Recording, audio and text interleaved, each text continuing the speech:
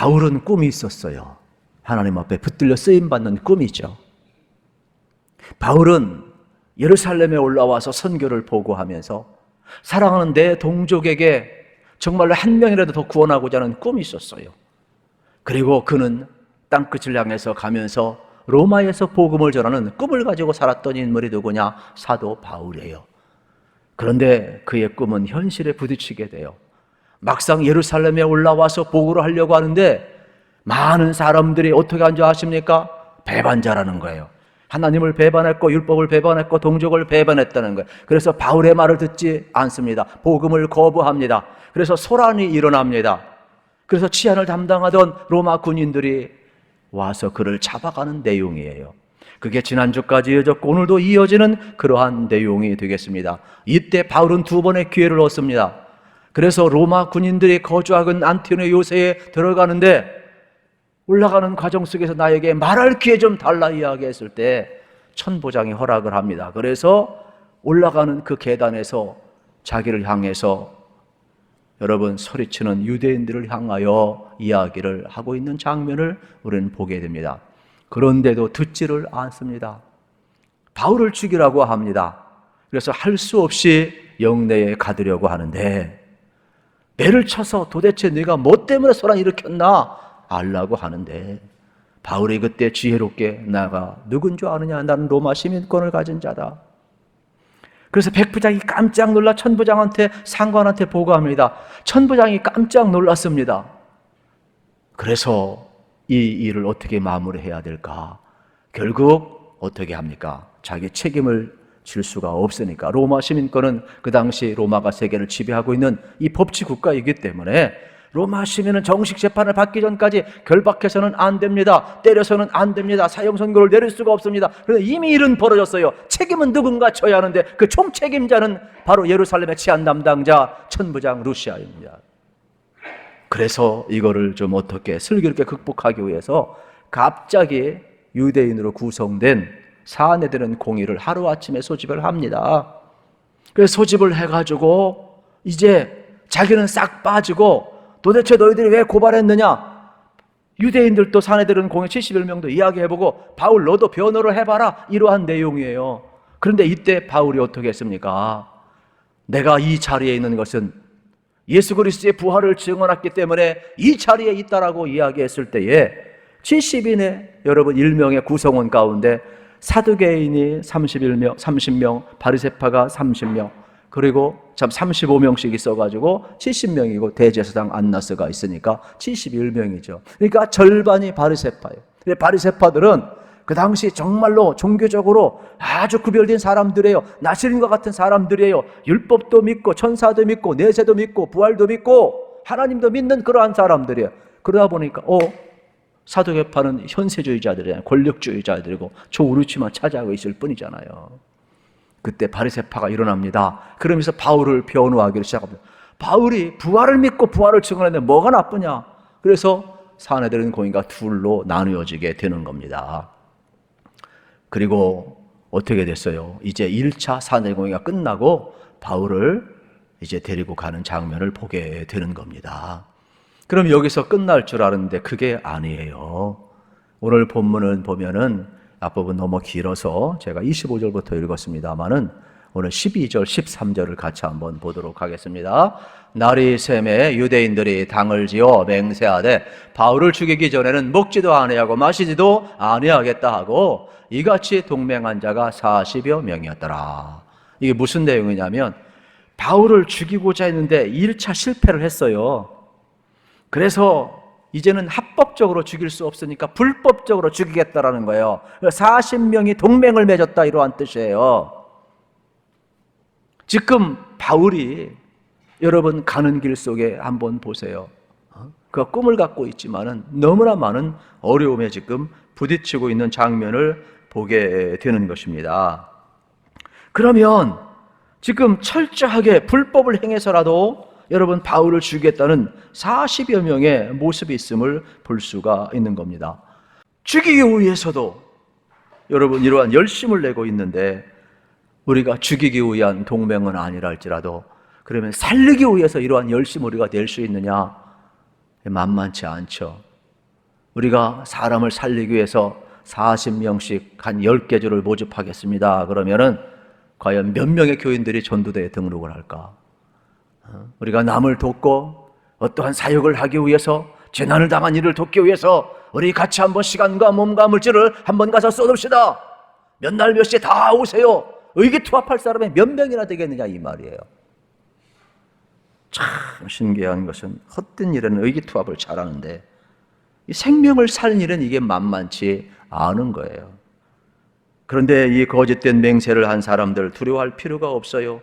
바울을 죽이기 전까지는 먹지도 마시지도 않겠다 그랬지만은 다 거짓말이에요. 왜요? 바울이 이 일이 있은 후에 10년 이상 더 살았거든요.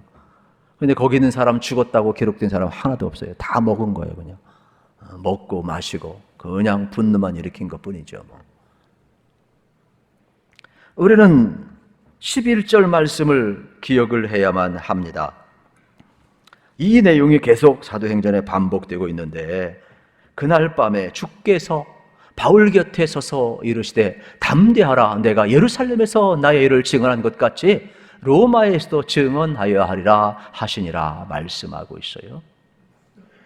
여러분, 바울이 어려움을 당할 때 환상 가운데 주님 나타났어요. 바울 두려워하지 마. 지금 주변에서 너를 죽이려고 하고 내가 두려운 밤이지만은 그러나 내가 너와 함께 할 거야.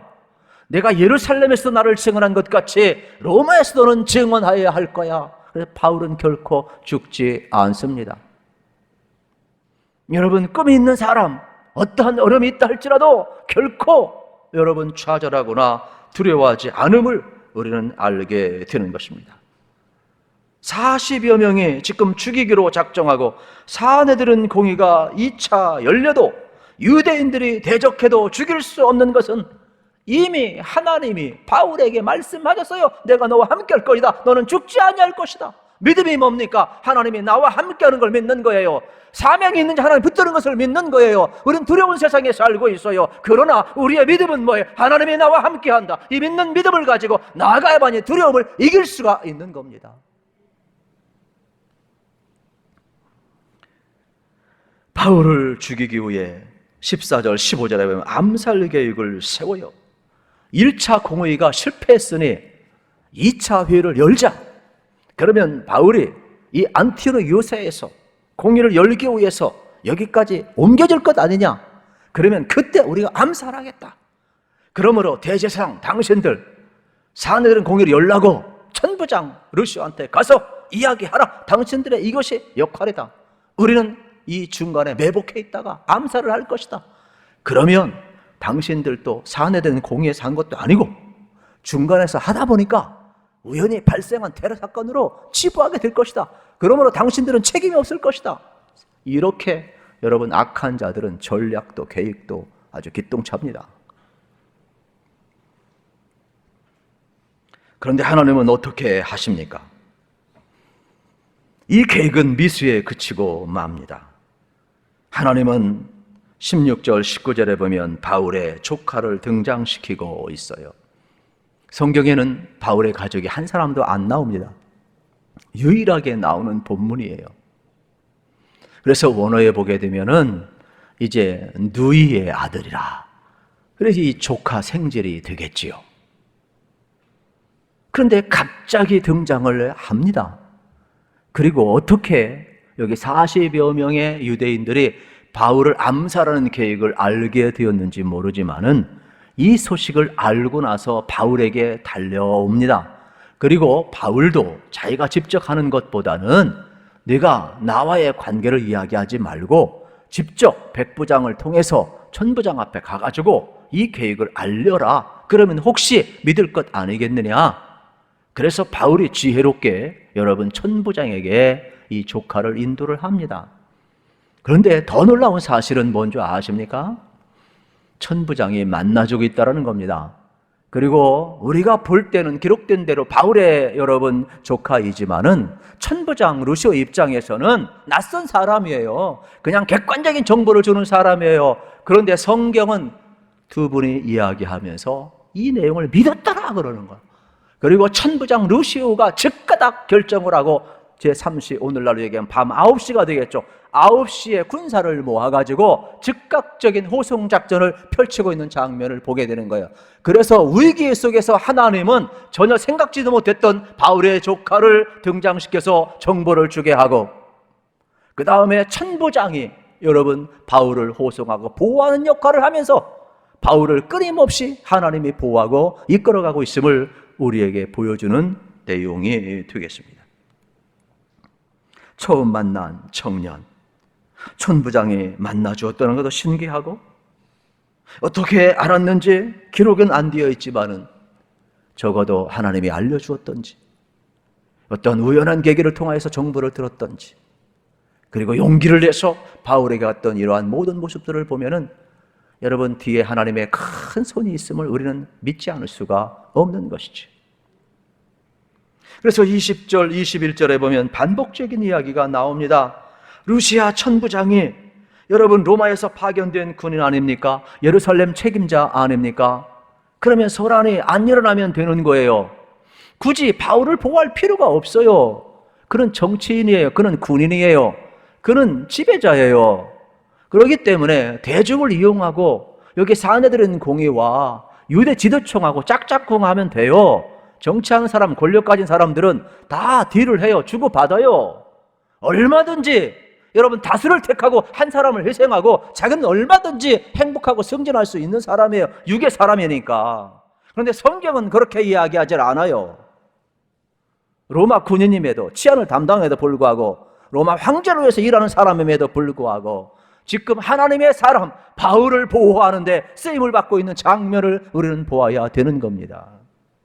겉으로 보기에는 유대인들은 하나님을 위하는 것 같고 바울을 위하는 것 같지만 전혀 그렇지 않아요. 그런데 겉으로 볼 때 이방인이요, 로마 군인이요, 천부장이었던 루시오는 전혀 바울을 위할 사람이 아닌데 지금 하나님의 손에 붙들려서, 하나님의 큰 손에 붙들려서 쓰임받고 있음을 보게 되는 것입니다. 하나님께서 지금 바울을 로마로 호송하기 위해서 하나님의 큰 계획 안에서 움겨지고 있음을 보게 되는 겁니다. 우리는 우리 인생길을 다 모릅니다. 그러나 우리가 신앙 고백할 때 뭐라고 고백을 합니까? 전능하사, 하나님은 전능하신 분, 모든 것을 아시는 분, 다 할 수 있는 분, 우리가 고백하고 믿지 않습니까? 실질적으로 지금 여러분 바울이 예루살렘에 와서 지금 붙잡힌 이 시간과 이때 천부장 루시오가 여러분 어떻게 됩니까? 루시아가 예루살렘의 치안 담당장으로 있었던 이 사건을 어떻게 여러분 우리가 해석을 해야 되겠습니까? 믿음이 없으면 우연이죠. 그러나 믿음이 있으면 하나님의 큰 계획 속에서, 하나님의 경륜 속에서, 하나님의 섭리 속에서 이루어지는 일이 우리는 고백하게 되는 것이죠. 이게 믿음 아니겠습니까? 우리는 우연이 아니죠. 우리 하나님의 섭리를 믿는 사람 아니겠습니까? 그날 그 시 하나님이 하신 일을 우리는 보게 되는 것입니다. 저는 여러분들도 마찬가지라고 생각을 합니다. 여러분, 하나님의 영광을 위해서 꿈을 꾸시고 여러분 하나님의 붙들려 쓰임 받으시기를 축복합니다. 그러면 하나님은요 참 놀랍도록 일을 하고 계셔요. 하나님의 섭리는요 얼마나 오묘한지 몰라요. 지금 천부장 루시아가 하나님께서 그 마음을 지금 움직이고 있는데 20절, 22절, 24절에 보면 이에 천부장이 청년을 보내며 경계하되 이 일을 내게 알렸다고 아무에게도 이르지 말라 하고 백부장 둘을 불러 이르되 밤새 3시에 가이사랴까지 갈 보병 200명과 기병 70명과 창병 200명을 준비하라 하고 또 바울을 태워 총독 벨릭스에게로 무사히 보내기 위하여 짐승을 준비하라 명하며 그랬어요. 반복되는 내용이죠. 여러분, 바울의 조카를 천부장이 만나줍니다. 그리고 둘이 이야기하면서 내게 한 말을 다른 사람한테 말하지 말라. 왜요? 정보가 새 나가면 또 다른 계획을 세워야 되고 보안이 유지가 안 되면 복잡해집니다. 그러니까 루시아 입장에서는 아주 속전속결로 이 일을 처리해야 자기 신상에 해가 안 되는 겁니다. 그래서 밤에 9시에 즉각적으로 군대를 모읍니다. 그래가지고 보병 200명, 여러분 또 기병, 마병이 되겠죠. 70명, 창병, 창을 던지는 사람 200명, 도학 470명, 천부장은 자기 밑에 1000명의 군인이 있어요. 로마는 그때 그 당시 군인이 많지 않기 때문에 1000명 있지를 않아요. 한 6, 700명 있는 거예요. 그런데 470명 보냈다. 3분의 2 병력을 다 보내는 겁니다. 바울이 어떤 사람이에요? 이렇게 VIP 대접받을 사람이 아니에요. 그런데 하나님은 그 안에 꿈이 있으니까, 하나님이 지금 쓰시는 사람이니까 천부장 호위하고 있는, 여러분 치안을 담당하고 있는 470명을 동원해서라도 바울의 안전을 보호해주고 있어요.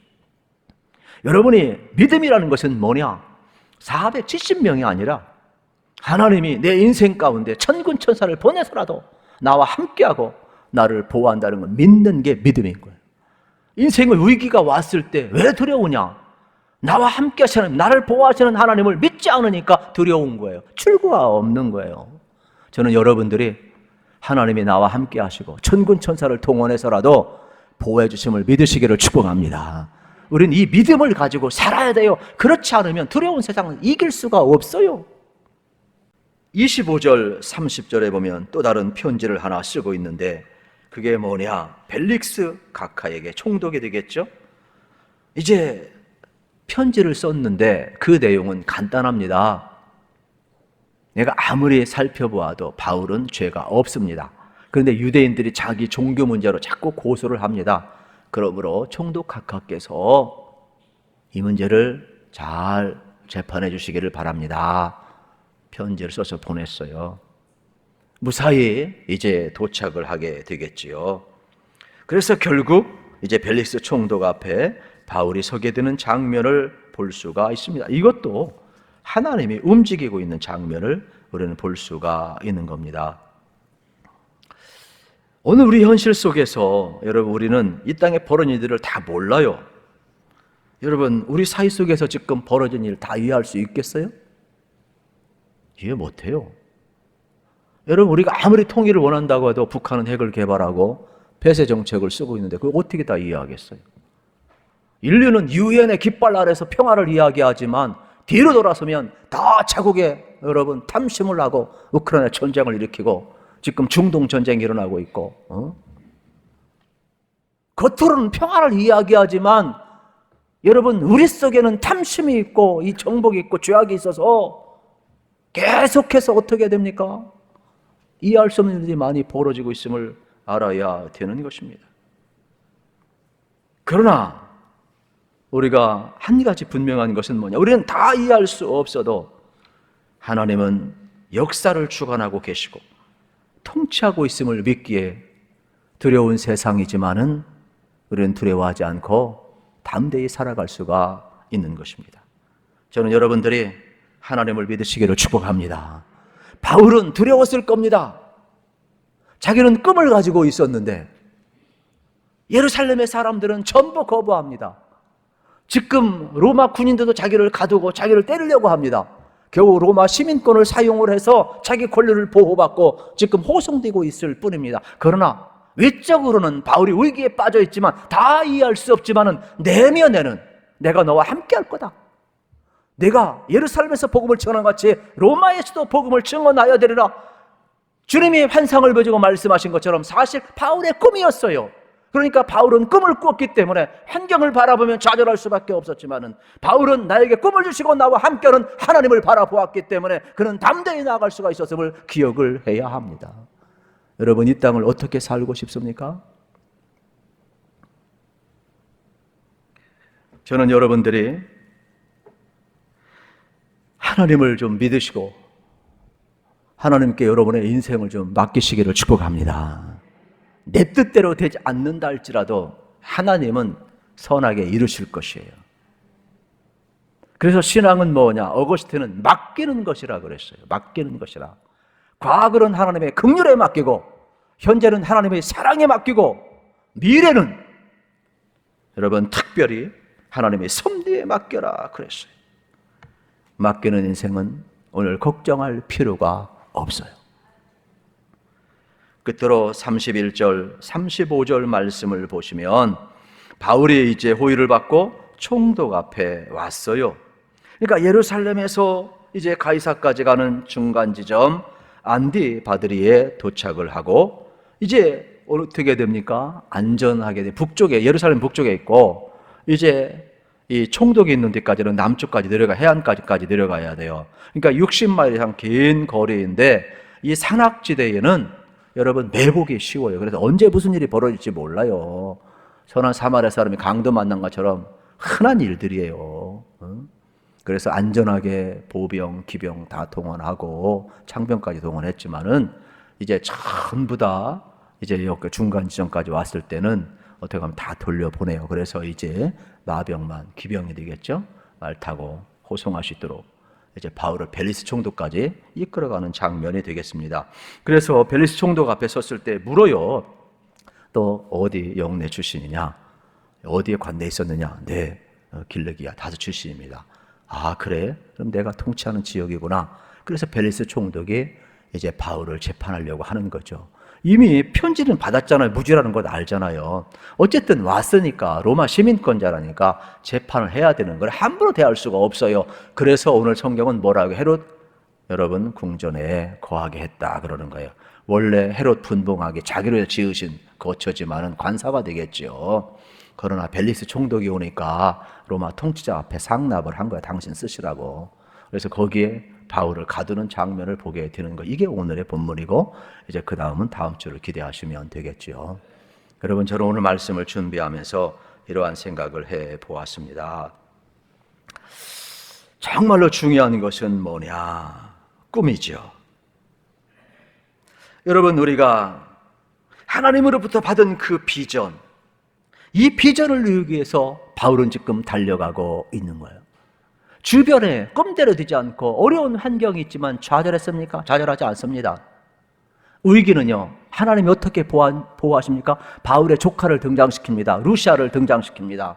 전혀 이들은 쓰임받지 못한 사람들을, 그런데 갑자기 등장을 해서 하나님의 손에 의해서 바울을 보호하는데 쓰임을 받고 있음을 기억을 하셔야 돼요. 저는 여러분들이 하나님이 주신 꿈을 가지시기를 축복합니다. 여러분이 하나님을 위해서 꿈을 꾸면 바울이 위대하기 때문에 하나님 붙들고 보호한 게 아닙니다. 바울은 죄인 중에 괴수라고 그랬습니다. 그런데 바울은 하나님으로부터 꿈을 갖고 있어요. 땅끝까지로 복음을 전하는 그 꿈 때문에 하나님이 바울을 붙들고 있어요. 바울의 조카를 등장시키고 루시아를 등장시키고 하나님은 전혀 여러분 엉뚱한 방법으로라도 바울을 보호하고 있는 거예요. 오늘 우리가 하나님의 영광을 위하여 꿈을 꾸고 나아간다면 여러분, 하나님은 여러분을 붙드시고 하나님은 여러분을 보호하시고 여러분과 함께 할 줄로 믿으시기를 바랍니다. 그래서 이사야 선지자는 이야기를 합니다. 하나님이 우리를 위하시면 누가 우리를 대적하리요? 하나님이 하늘문은 여러분 닫으면 누가 열리요? 하나님이 하늘문을 열면 누가 닫으리요? 그랬어요. 하나님이 하신 일을 아무도 막을 수 없어요. 저는 여러분들이 하나님의 다스림과 통치를 믿으시고 여러분 하나님께 맡기시면서 여러분의 믿음으로 꿈을 가지고 담대히 살아가시기를, 그래서 우리 주님의 보호하심과 인도하심 속에서 여러분 꼭 쓰임 받으시기를 우리 주님의 이름으로 축복합니다.